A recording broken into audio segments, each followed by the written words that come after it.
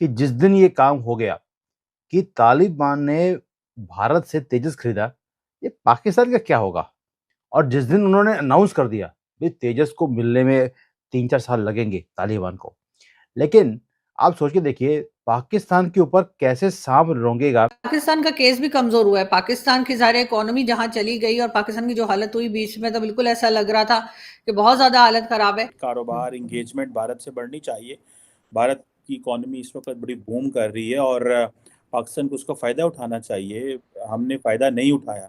था कि सर किसी वक्त भी कोयटा कैंटोनमेंट के अंदर सेपरेटिस्ट जो फोर्सेस हैं वो घुस सकती हैं और ओवर पावर कर सकती हैं। इस वक्त इतना स्ट्रेंथ नहीं है कोयटा कैंटोनमेंट का कि वो सस्टेन कर सके जिस लेवल की मिलिटेंसी या आर्म रेजिस्टेंस है। सारा पैसा हमने इस फौज को दिया कि यार ये ताकतवर फौज होगी, हम घिरे हुए हैं, हमारे दुश्मन है, हमारा हिंदुस्तान दुश्मन है, बहुत बड़ा है, वो हम पर हमला कर देगा। आज तक उसने हम पर हमला नहीं किया। हमने 5 दफा पंगे लिए उनके पास 1965 जनवरी से लेकर सितंबर तक, तब जाके उसने हमने 1971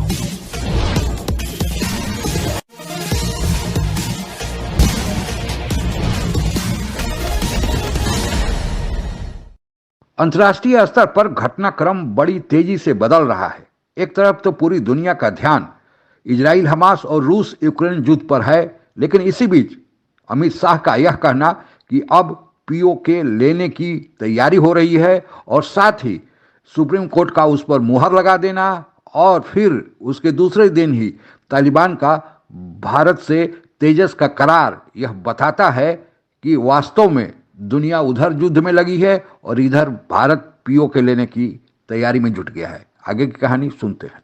कि जिस दिन ये काम हो गया कि तालिबान ने भारत से तेजस खरीदा, ये पाकिस्तान का क्या होगा?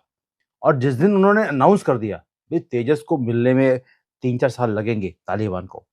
लेकिन आप सोच के देखिए, पाकिस्तान के ऊपर कैसे सांप रोंगेगा कि भई भारत का तेजस अफ़गानिस्तान में, ईरान से बात चल रही है, अफ़गानिस्तान से बात चल रही है, इजिप्ट से भी बात चल रही है।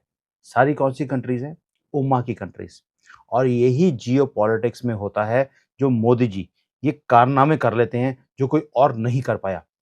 अब एक तो ये चीज़ होगी कि हम भी सोचेंगे कि भई अगर तेजस अफ़गानिस्तान में चला जाता है, दुश्मन का दुश्मन दोस्त होता है। ये जियोपॉलिटिक्स में चलता है। पाकिस्तान का दुश्मन आज की डेट में अफ़गानिस्तान बन गया, या हम कह सकते हैं अफ़गानिस्तान पाकिस्तान को अपना दुश्मन मानता है, क्योंकि इनके नाम पर इन्होंने 20 साल डॉलर कमाए अमेरिका से, वेस्टर्न वर्ल्ड से, और अफ़गानियों को बोला कि भई हम इन्हें पनाह दे रहे हैं अपनी कंट्री में, हमें डॉलर चाहिए। अब जब डॉलर मिलने बंद हो गए, उन्हीं अफ़गानियों के नाम पर, जिनके नाम पर इन्होंने पैसे कमाए थे, उन्हें लात मारकर अपनी कंट्री से बाहर निकाल दिया।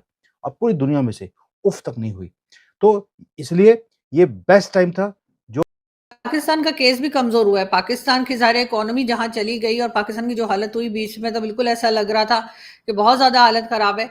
तो वो सब देखते हुए पाकिस्तान की कोई बात सुनता भी नहीं है और कोई सुनना चाहता भी नहीं है। अगर बेशक सही भी कह रहे हो तो लोग उनकी बात को कोई अहमियत नहीं देते।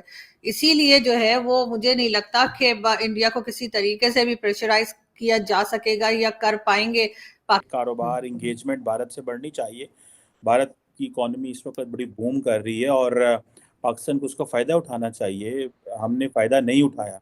मैं तो आपको पता है, इस हवाले से भी बात करते रहे। अगर हम इंडिया को MFN स्टेटस देते, उन्होंने हमें ऑलरेडी दिया हुआ था, तो चीज़ें बहुत बेहतर चल रही है। अगर आपको याद हो, नवाज शरीफ ने कहा था कि अगर आज हमारे उस वक्त साइंसदान ऐसे फैसले ना करते कि मुल्क जुदा होता, तो बांग्लादेश और पाकिस्तान, ये जो अभी ईस्ट पाकिस्तान और वेस्ट पाकिस्तान के बीच में इकोनॉमिक कॉरिडोर होता, तो कैसी चीजें होती। लेकिन अनफॉर्चुनेटली जो कुछ हुआ, चले बहुत। सारा पैसा हमने इस फौज को दिया कि यार ये ताकतवर फौज होगी, हम घिरे हुए हैं, हमारे दुश्मन है, हमारा हिंदुस्तान दुश्मन है, बहुत बड़ा है, वो हम पर हमला कर देगा। आज तक उसने हम पर हमला नहीं किया। हमने 5 दफा पंगे लिए उनके पास 1965 जनवरी से लेकर सितंबर तक, तब जाके उसने हमने 1971 था कि सर किसी वक्त भी कोयटा कैंटोनमेंट के अंदर सेपरेटिस्ट जो फोर्सेस हैं वो घुस सकती हैं और ओवर पावर कर सकती हैं। इस वक्त इतना मूव है, अगर तालिबान हमारे से प्लेन खरीद लेता है तेजस, आप सोच के देखिए, एक मैसेज आएगा पूरी दुनिया में और स्पेशली टू पाकिस्तान, इनकी तो फटके हाथ में आ जाएगी। और as far as China is concern, वो इतनी देर से अपने जो जेएफ उनके फाइटर प्लेन्स हैं उनको बेचने की बात करता है। पाकिस्तान में फैक्ट्री भी लगाई इसी चीज़ के लिए, लेकिन कोई भी काम हुआ नहीं। वो उड़ते हैं, उड़ने से उनके अंदर इतने डिफ़ॉल्ट्स हैं कि कुछ कहने की बात नहीं है। हमने ठीक है 15-20 साल लगाए एक तेजस को डेवलप करने के लिए, लेकिन हमने ऑल वेदर, ऑल एल्टीट्यूड्स में यूज़ करने के लिए कैपेबिलिटी बनाई है and it's a world class fighter jet. और अभी तो हमारा अगला आने वाला है अगले साल में। उसके बाद तो हमारी एयर पावर इतनी ज़्यादा स्ट्रांग हो जाएगी कि किसी को भी हम जिहाद के अंदर कूद पड़े। एक फर्द वाहिद गद्दार जियाद ने जाके अपने गद्दार में इनकी इसलिए कहते हो कि इन्होंने पाकिस्तान की बेहतरी के लिए काम नहीं किया। इनके अपने फर्द वाहिद के फैसले हो सकते हैं सही हो सकते हैं गलत हो। तारीख बताती है गलत फैसले थे। एक मुशर्रफ ने जाके कहा जी मैं वॉर ऑन टेरर में जाऊंगा। आदिल, ये इस इदारे ने पाकिस्तान को जलाया है, और अब भी जला रहे हैं। इस इदारे ने पाकिस्तान का दिफा नहीं किया। डीआई खान में आज बड़ा मैसिव अटैक हुआ है। इंटरनल सिक्योरिटी सिचुएशन पाकिस्तान की वाज़ेह तौर के ऊपर बहुत बुरी है। 20 के करीब लोग जो है वो बता रहे हैं कि कैजुअलिटीज बता रहे हैं, 3 फौजियों को भी बता रहे हैं, जख्मी भी बता रहे हैं। उनके अलावा हैवी कैजुअलिटीज डीआई खान में हुई है। लेकिन मूविंग टू बलोचिस्तान, जहां पे सीटीडी आपको पता है कि पूरे पाकिस्तान में जो काउंटर टेररिज्म डिपार्टमेंट पुलिस का है वो आईएसआई के डीजीआई के बराह रास्त अंडर वो कमांड वो काम करता है। आईएसआई उसका इस्तेमाल करती है। अमेरिका जब अफगानिस्तान से आनन फानन में निकल गया तब तुरंत ही तालिबानियों ने अफगानिस्तान पर कब्जा जमा लिया। इस कब्जे से जितनी खुशी तालिबानियों की नहीं हुई थी, उससे ज़्यादा खुशी पाकिस्तान को हुई थी, क्योंकि अभी तक जितनी भी सरकारें तालिबानियों के पहले बनी थी वे सब भारत के हिमायती थे। भारत की मौजूदगी अफगानिस्तान में थी, इसलिए पाकिस्तान डर रहा था कि अगर भारत के साथ कभी वह पंगा लिया तो दोनों ओर, यानी अफगानिस्तान के सीमा से और भारत के सीमा से, दोनों के बीच पाकिस्तान सैंडविच बनकर रह जाएगा। जब तालिबानियों की सरकार आई तो पाकिस्तान को लगा कि अब तालिबानी भारत को नहीं चाहते हैं, इसलिए भारत का अमल दखल अफगानिस्तान से हट जाएगा। लेकिन धीरे धीरे पाकिस्तान का मोह भंग हो गया। अब स्थिति यह हो गई है कि पाकिस्तान आए दिन अफगानिस्तान को, तालिबानियों को धमकी देता है कि वह सैन्य कार्रवाई करेगा। अफगानिस्तानियों की सबसे बड़ी जो कमजोरी है वह है कि उनके पास एयर पावर नहीं है। ज़मीनी लड़ाई में तो वे पाकिस्तान को धूल चटा देंगे। अमेरिकी सैनिकों को, नेटो के सैनिकों को जब उन्होंने धूल चटा दिया तो फिर पाकिस्तान की क्या गिनती।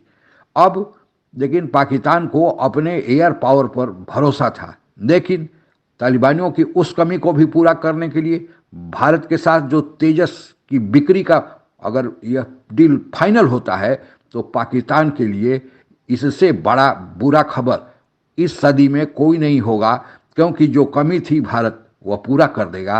और फिर पाकिस्तान अगर उस सीमा पर फंसे रहेगा तालिबानियों के साथ तो भारत के लिए अगर कोई सर्जिकल स्ट्राइक करके या किसी प्रकार से पीओके और गिलगित बल्तिस्तान लेने की तैयारी होगी तो उसमें आसानी हो जाएगी। एक दिन में ही पूरी कार्रवाई संपन्न हो जाएगी। आज के लिए बस इतना ही। जय हिंद। आप अगर हमसे जुड़ा रहना चाहते हैं तो कृपया मेरे चैनल को सब्सक्राइब करें तथा बेल आइकन भी दबा दें ताकि नई वीडियो की जानकारी तुरंत आप तक पहुंच जाए। धन्यवाद। जय हिंद।